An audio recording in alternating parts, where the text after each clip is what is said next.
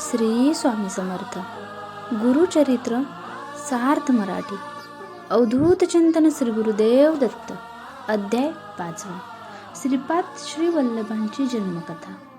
श्री गणेशाय नमः. सिद्ध म्हणाला, नामधारका, कलियुगात लोक धर्मभ्रष्ट झाले, कर्मभ्रष्ट झाले, तेव्हा श्री गुरु दत्तात्रेयांनीही लोककल्याणार्थ अवतार घेतले. पिठापूर येथे आपळराज नावचा आपस्तंभ शाखेचा एक ब्राह्मण राहत असे.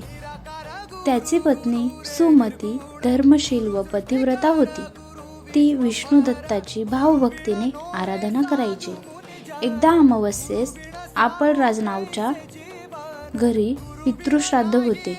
श्राद्धासाठी आमंत्रित ब्राह्मणांचे भोजन व्हायचे होते. तेव्हा दत्तात्रेय महाप्रभू अतिथी रूपाने तिच्या द्वारी आले. सुमतीने ब्राह्मण भोजनापूर्वीच भिक्षा घातली. ही तिची सेवा तत्परता पाहून दत्तात्रेयांनी तिला 3 मुखे व 6 हात या मूळ दत्त स्वरूपात दर्शन दिले आणि इच्छित वर मागण्यास सांगितले.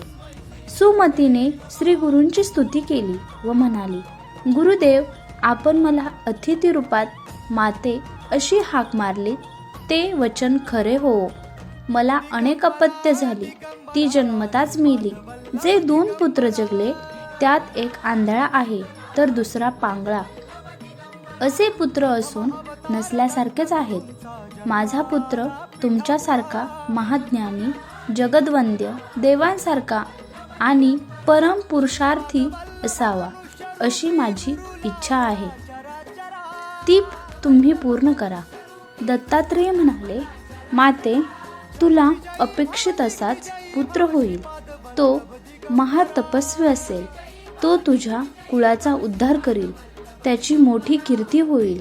मात्र तुम्हाला त्याच्या कलाने घ्यावे लागेल.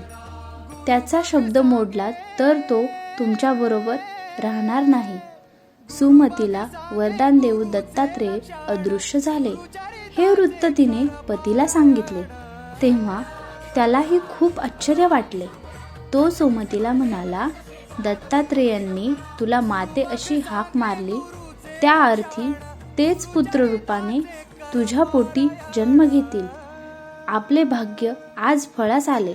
त्यावेळी दोघांचाही आनंद गगनात मावत नव्हता. सुमतीच्या मनात थोडी रुकरुक होती. ती पतीला म्हणाली, नाथ, आज मी श्राद्धाचे ब्राह्मण जेवण्यापूर्वीच भिक्षा घातली. यात माझे काही चुकले का? आपळराज म्हणाला, अगं, तू योग्य तेच केलंस. साक्षात दत्तप्रभूंनी आज आपल्या घरी भिक्षा मागितली. त्यांनी तुला दर्शन दिले, वरदान दिले. आज आपले सर्व पितृगुण कृतार्थ झाले. आता ते स्वर्गलोकी जातील. त्यानंतर काही काळाने सुमती गर्भवती झाली. तिने एका तेजस्वी पुत्राला जन्म दिला. ब्राह्मणांनी त्याचे जातक वर्तविले. हा पुत्र तपस्वी होईल, विश्वाला मार्गदर्शन करील, याची जगद्गुरू म्हणून कीर्ती होईल. ते ऐकून आपळराज व सुमतीला धन्य वाटले. त्यांनी पुत्राचे श्रीपाद नाव ठेवले. श्रीपाद 7 वर्षाचा झाल्यावर पित्याने त्याची मुंज केली. मौंजेबंधन होताच तो 4ही वेद घडाघड म्हणू लागला. त्याने मीमांसा, न्याय, तर्क आदी दर्शन शास्त्रेही तत्काळ प्रकट केली.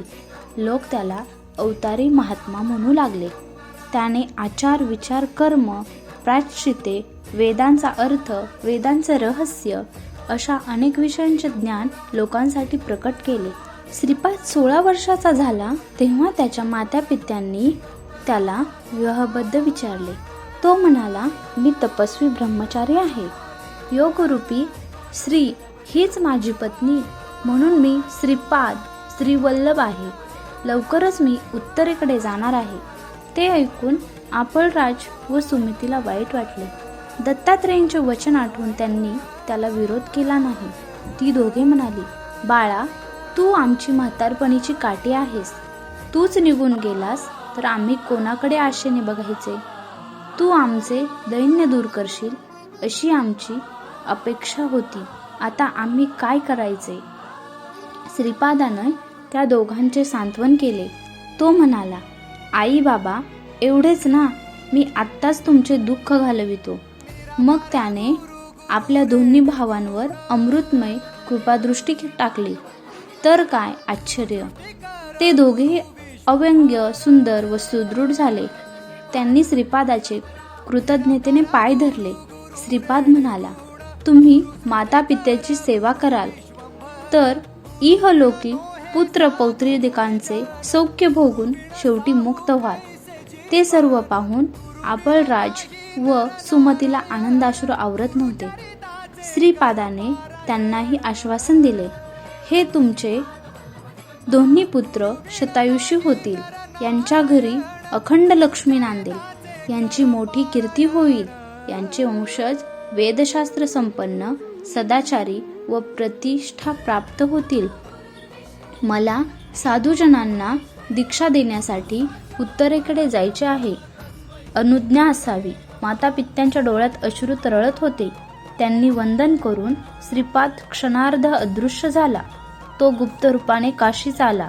तेथून बद्रिकाश्रमास गेला. तेथे नारायणाची भेट घेतली. त्याला मी कार्यासाठी मनुष्य रूपाने अवतार घेतला असे सांगितले. मग तो तीर्थयात्रा करीत गोकर्ण क्षेत्री आला. ज्यांना आपल्या गुरुचरित्र पठन होत नाही त्यांच्यासाठी खास मी हे अध्याय बनवत आहे व आपणास निस्ते हे ऐकायचे आहेत तर आपल्या यूट्यूब चॅनलला सबस्क्राईब करा, लाईक करा, शेअर करा, कमेंट करा. श्री स्वामी समर्थ. अवधूत चिंतन श्री गुरुदेव दत्त. गुरुदेव आपल्या सदैव पाठीशी आहेत. असेच गुरुदेवांचे नवनवीन अध्याय व्हिडिओ पाहायचे असतील तर आपल्या चॅनलला सबस्क्राईब करा. धन्यवाद.